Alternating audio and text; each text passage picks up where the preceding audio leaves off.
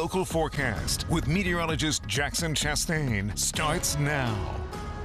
It is damp outside. I think that really doesn't need to be said, but you know, it's what I do. I talk about the weather. And here in Manheim, Lititz, Ephrata, Lancaster, we're seeing a whole lot of the same thing here. Just steady rain that has been persisting over the past several hours. We've had some breaks at times, but now a heavier band.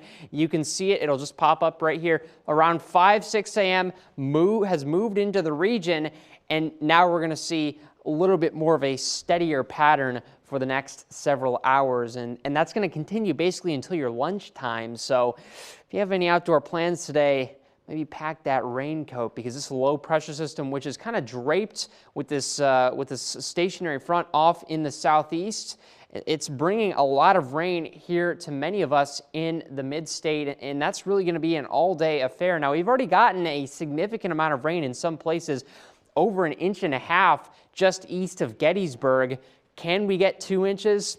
We'll have to wait and see. That is kind of, I think, kind of a special scenario, because we had a band that set up over that specific location. It's been raining for a little bit harder and a little bit longer. Temperatures sitting in the upper 30s. If you're planning on going to the Harrisburg Ice and Fire Festival today, you're going to need that raincoat. That's needless to say. As you get into the afternoon, things will lighten up just a little bit, but overall it's going to be cold. It's going to be rainy. Make sure you pack a coat as well, because you don't want to be cold and dry. You want to be warm and dry. It's going to be miserable otherwise. So make sure that you're preparing yourself for that as we get through the rest of the day. Basically around lunchtime, starting to lighten up, and then by the time you get to about 3-4 p.m., things are really starting to fall apart in terms of that rain.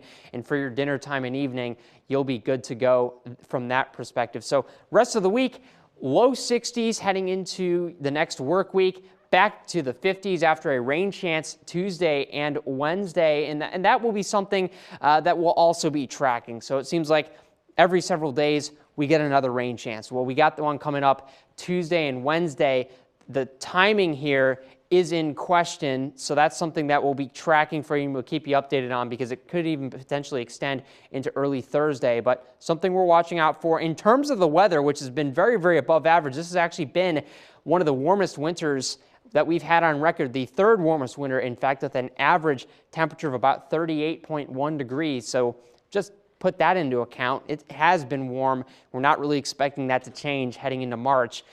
Daylight savings time also on tap. So I just want to give you an early reminder, we're going to be changing those clocks in about 8 days. So make sure that you have those plans to make sure that you don't miss anything, because God forbid you fall asleep and you miss work or something like that. So make sure that you get those clocks changed. Other than that, quick look at your forecast. I'll send it back to you, Kayla. Kayla?